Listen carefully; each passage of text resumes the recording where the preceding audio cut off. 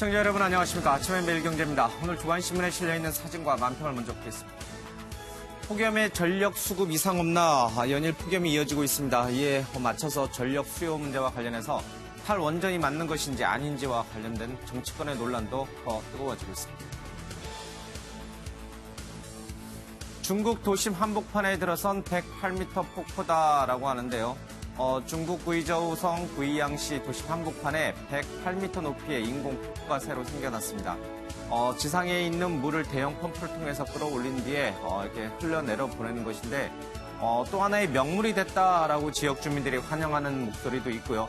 또 다른 한쪽에서는 전기와 수도는 물 낭비다라고 하면서 강한 비판의 목소리도 있습니다. 반달곰, 북극곰은 벌써 뻗었어요 라고 얘기하는데 연일 기록적인 폭염 속에서 세종시에 있는 이 한 동물원에서 반달곰들이 더위에 지쳐있는 모습이 있습니다. 정말 축 늘어져 있는 것 같습니다. 물바다 탈출 3천여 명이 구조 기다린다라고 하는데요. 이 라오스에서 이 SK건설이 짓고 있던 댐, 보조댐이 하나 유실이 됐습니다. 이에 따라서 수천 명의 이재민이 좀 발생을 했는데 이와 관련해서 책임론도 같이 일고 있습니다. 만평입니다. 조인트라고 하는데 꺽이라고 하죠. 예, 기무사 대령이 국방장관을 조인트 깠다 이런 맥락인가요? 집안 싸움 중이다라고 얘기하고 있죠. 철옹성이라고 하는데 한진가 오전 5패라고 하는데요. 예, 구속영장이 또다시 기각됐습니다. 1억 50리라고 하는데 영장 신청과 관련해서 여러 번 기각된 것을 듣고 있습니다. 자, 오늘 함께해 주실 분들 소개해드리겠습니다. 윤영걸 전 매경닷컴 대표, 맹정석 성균관대 법학전문대학원 초빙 교수, 이수희 변호사, 그리고 김윤철 경희대 교수가 함께합니다. 어서 오십시오. 노회찬 의원의 빈소가 연일 시민들로 북적이고 있습니다. 휠체어를 탄 중년 남성, 그리고 아이 손을 잡고 온 30대 부부, 작업복 차림으로 동료들과 손을 맞잡은 노동자, 손에 쥔 국화를 놓지 못하는 70대 노부부 등 정말 많은 사람들이 이 빈소를 좀 찾고 있습니다. 안 돼, 이렇게 보낼 순 없어, 거짓말이야 라고 울부짖는 사람들도 있었습니다. 바로 시민들이 곧 상주였습니다. 빈소 주변과 고인의 영정 앞에 시민들의 추모글이 가득했다라고 해서 어제 오후 5시 30분 기준으로 12,000명, 저녁까지 하면요 거의 2만 명에 가까운 방문객들이 찾아있습니다. 어떤 새치기도 건너뛰기도 없었다라고 이제 얘기를 좀 하고 있죠. 외로이 떠나보내 미안합니다. 라디오를 틀면 유쾌한 목소리가 흘러나올 것 같은데 아프게 당신을 기억하겠습니다. 이런 얘기들도 많이 나와 있습니다. 자, 어제 이 빈소를 찾았던 이모저모 풍경을 영상으로 좀 보겠습니다. 마지막까지 저의 정치적 스승이자 저의 정치적 기준점이었다고 생각합니다. 대중 앞에서는 항상 유쾌하고 촌철살인의 그런 말씀을 하셨지만 말수가 적고 혼자 사색하는 그런 내성적인 그런 분이었던 것으로 저한테는 든든한 언덕 같은 그런 선배님이자 존경하는 정치인. 정말 우리 정치를 좀 바꿔보겠다고 정말 열심히 하셨는데 다시는 좋은 사람을 이렇게 안 보냈으면 좋겠습니다. 네, 고맙습니다. 대통령이 계속 오시면 되겠습니다. 많이 힘들어하십니다. 예.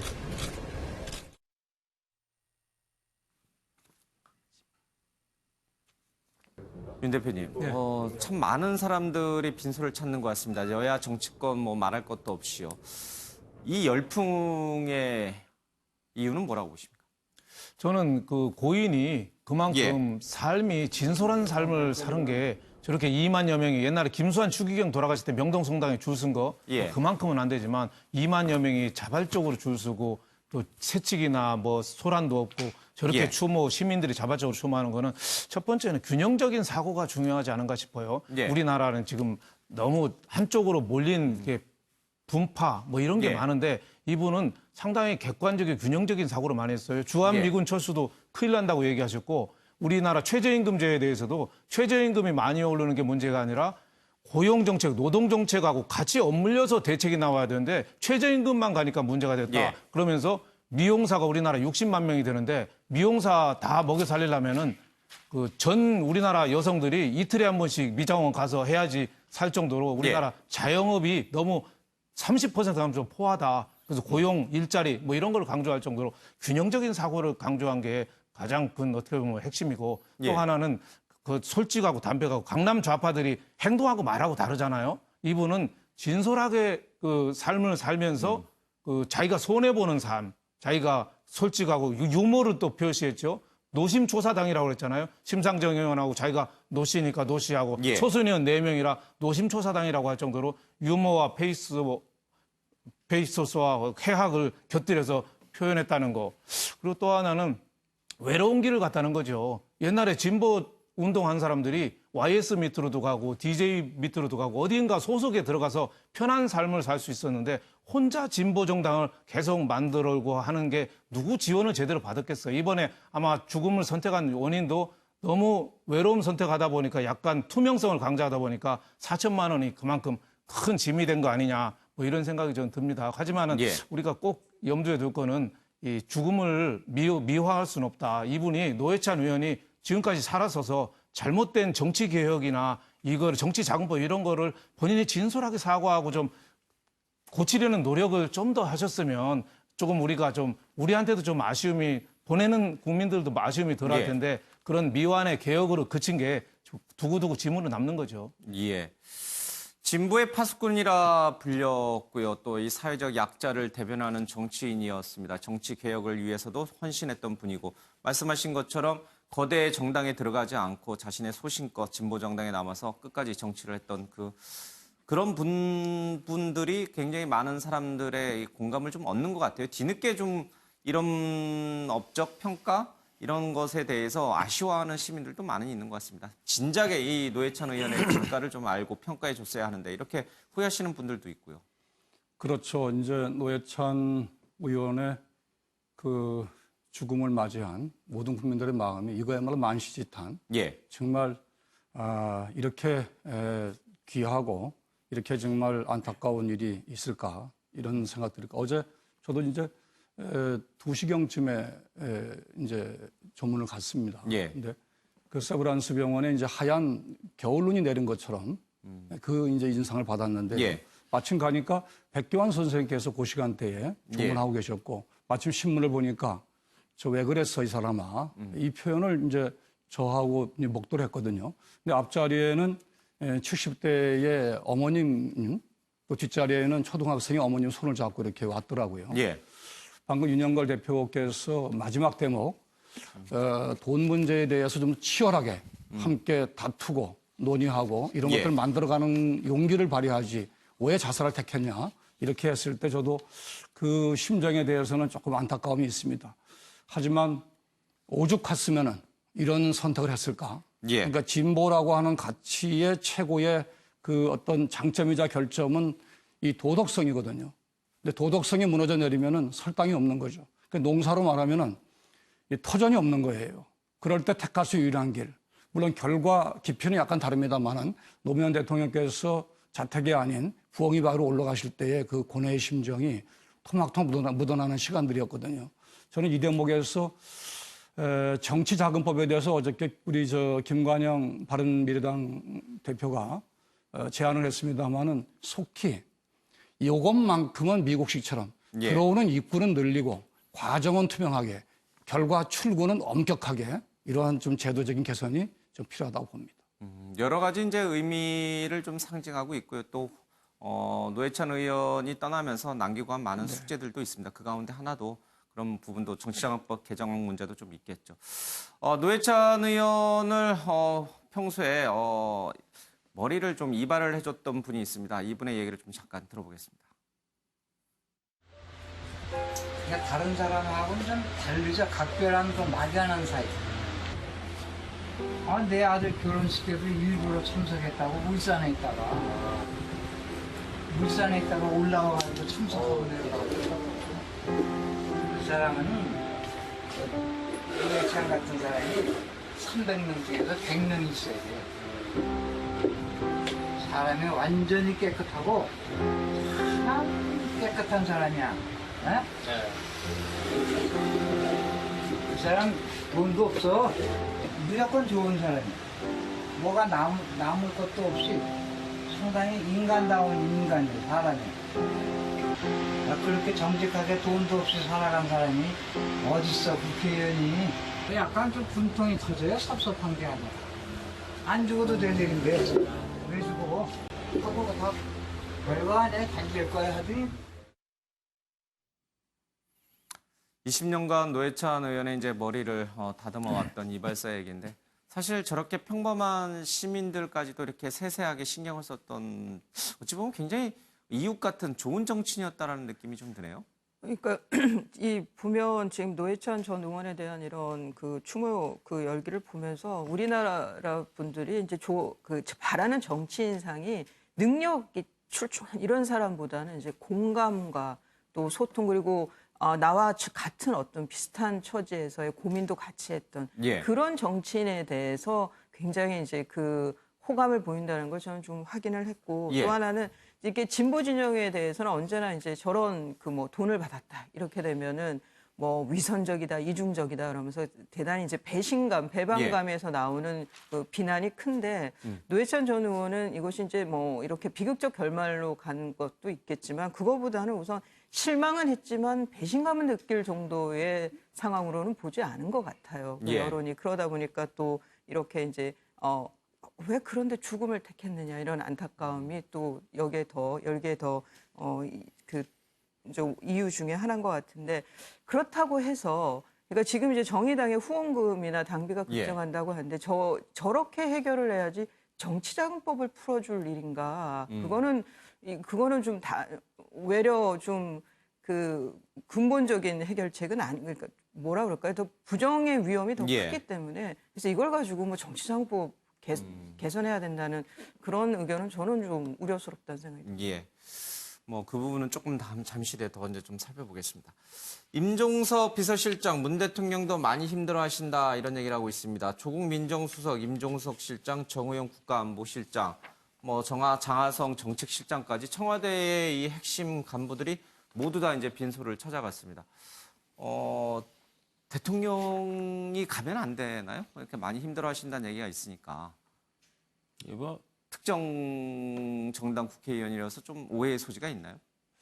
글쎄요, 뭐 꼭 그렇게 뭐 오해해서 볼 사안은 이제 아닌 것 같은데, 뭐 여러 가지 이제 국정 현안과 이제 관련해서도 그렇고 또 뭐 한편으로는 이제 어쨌든 특검이 이제 진행되고 있는 과정에서 생겨난 일인데, 뭐 거기에 대한 미안한 부분부터 시작해서 여러 가지 이제 심리적인 부분들도 작용한 거 아닌가 싶습니다. 근데 근데 뭐 이제 그 한편으로는 어떻게 보면 지금 이 굉장히 정치 사회적인 현실과 맞지 않는 정치자금법이라든지 또 한편으로는 이렇게 이제 지금 특검도 그렇고 지난 노무현 대통령 때 검찰도 그렇고 자꾸 이상하게 이제 수사나 이 과정에서 그 굉장히 국민적으로 지지도 받고 그런 정치인들을 굉장히 깎아내리거나 이렇게 좀 이제 여론 전을 벌이는 이제 이런 이제 행태들이 여전히 지금 이어지고 있는 거 아닌가 이제 이런 생각도 들어요. 그래서 이제 그런 부분들을 좀 고려했을 때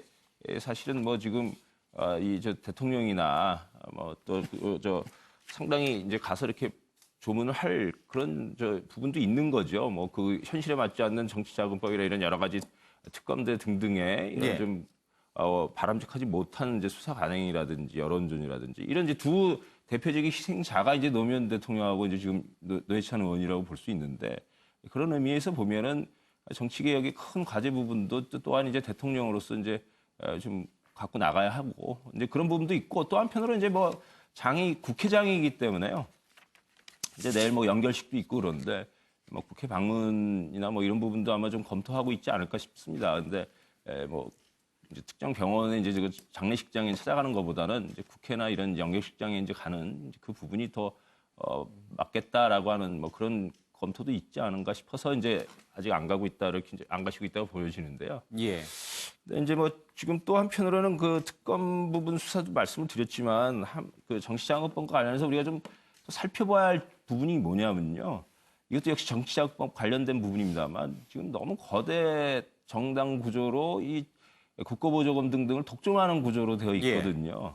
그러니까 이제 이런 부분들도 지금 바꿔야 되는 거고 이거는 뭐 민주당이라든지 지금 뭐 집권 여당도 좀 깊이 생각해 봐야 될 거고 또 한편으로 왜 자꾸 거대 정당 중심의 이제 이 의석 점유나 이런 부분이 나타나느냐. 이게 이제 결국 정치자금이나 국고보조금을 배분하는 기준으로 작용하는데 이게 다 지금 좀 불합리한 선거제도 때문이거든요. 이게 득표율하고 의석 점유율하고 전혀 비례성이 떨어지는 이런 선거제도화에서 계속 지금 이런 일들이 일어날 수 있는 구조적인 환경에 놓여 있는 겁니다. 그래서 아까도 뭐 임종숙 실장도 좋은 사람 이제 더 이렇게 안 갔으면 좋겠다라고 얘기를 했는데 이제 그럴 수 있는 구조 환경에는 제도적인 조치들이 무엇이 있느냐. 이게 집권 여당이나 청와대나 이런 쪽에서도 좀 굉장히 깊게 생각해야 할 문제 아닌가 싶습니다.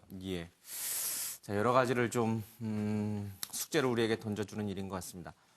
문재인 대통령이 상당히 많이 힘들어한다. 한 번도 같은 당인 적은 없었습니다. 아마 걷고자 했던 길이 매우 흡사하지 않았나 이런 생각도 좀 듭니다.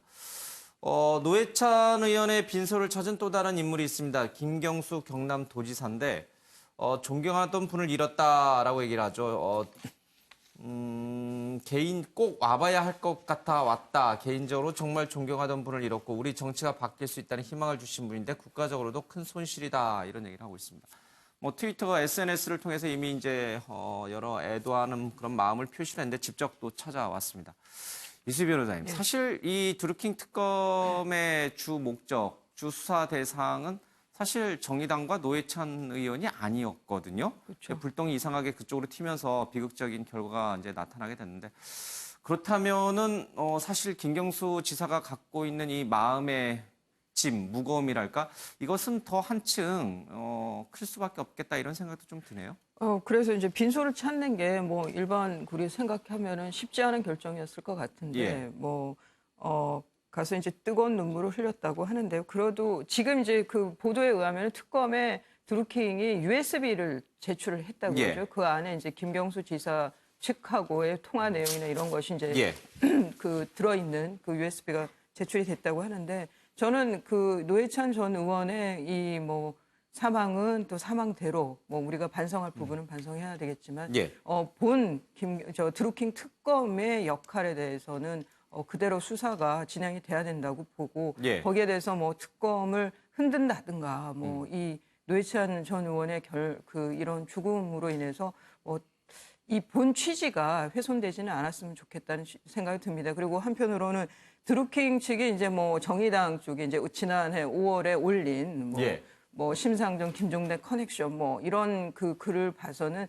드루킹 일당이 상당히 좀 저급한 짓을 한 거는 같아요. 여의도에서 이 당 저 당 다 뭐 이 사람 저 사람 해서 그런 것도 밝혀야 되지 않겠느냐. 그래야지 앞으로 이런 꾼들이 더 발을 못 붙일 수 있지 않나 생각도 들고요. 노회찬 의원의 안타까운 죽음에 대해서 시민들은 당원과 이 후원금 급증을 통해서 화답하고 있는 것 같습니다. 너무나도 가슴이 미어집니다. 정의당에 오늘 당원으로 가입했습니다. 고인의 뜻대로 정의당을 지지하겠습니다. 후원금 한 번 못 내고 당신의 좋은 정치 혜택을 받은 게 참 미안합니다. 라는 등등의 일들이 있습니다. 정의당에서는 당비가 얼마나 더 들어왔는지 그리고 이 당원이 얼마나 급증했는지 통계를 내지 않겠다라고 얘기를 좀 하고 있습니다. 뭐 사실상 예가 아니죠. 고인에 대한 예가 아니니까요. 그렇긴 합니다만은 다른 한쪽에서는 진보의 이중성이 드러났다라고 해서 비판의 목소리 또한 적지 않는 것 같습니다. 지금 여론은 어떻게 움직이고 있습니까? 뭐 지금 앵커께서 말씀하신 뭐 그런 부분에서 큰 차이는 없는 것 같아요. 저는 이제 정의당에 대한 지지 또 이러한 또 노회찬 의원님의 그 죽음이 몰고 오는 반향이 만만치는 않다. 이런 것들은 감지하고 있고요. 저도 물론 민주당에 월 10만 원의 이제 후원금을 냅니다만은 이게 아까 우리 이수희 변호사님이나 김민철 교수님 말씀대로 정치자금법이라는 손가락을 보면 안 됩니다. 정치자금법의 이제 핵심이 돈의 투명성인데요. 사실 이제 드루킹이라는 이번에 이 사건이 몰고 온 두 가지 이유 하나는 오프라인 시대에서 온라인 시대로 과거에는 대중 어떠한 그런 하나의 집회라든가 이런 것들이 가능했는데 지금은 소위 속도전이거든요. 온라인에서 댓글전. 그러니까 이거를 겸허하게 경제 공동체라는 하나의 먹잇감을 통해서 집단화하고 이걸 이용했다는 것이거든요. 근데 이런 분들이 많습니다. 제가 이 캠프에 있을 때 보면은 수많은 접촉이 오고 만나보면 대부분이 다 온라인 쪽이에요. 내가 이런 식의 서클, 블록을 가지고 있다는 것이거든요. 그래서 이 두루킹이 가져온 사건은 앞으로도 여전히 이어진 상태라고 저는 보고요. 두 번째는 차제에 이런 것들을 막을 수 있는 길은 아까도 말씀드렸지만은 낙선자나 소위 현역이 아닌 정치인들한테 돈은 치명적입니다. 그러니까 흰떡도 고물이 들어간다고 필요로 하는데 돈을 구할 길이 없어요. 그러면 쉽게 와닿는 곳이 제공하는 쪽이 이런 쪽이거든요. 그래서 정치자금법에 대해서는 현재 기득권을 위한 현역도를 위한 개선해 주는 것이 아니라 그렇지 않은 논두렁에서 길거리에서 고생하는 낙선 정치인들 또 이런 시민들한테는 필요하다 이런 말씀을 좀 드리고 싶습니다. 아니요. 노회찬 의원의 갑작스러운 비극적인 결말로 인해서 정의당에게 이것이 독이 되는지 아니면 득이 되는지 그런 정치적 이해 득실은 지금 우리가 논할 때는 아닌 것 같습니다. 그럼에도 불구하고 조금씩 그런 얘기들이 흘러나오는 건 어쩔 수 없는 것 같습니다.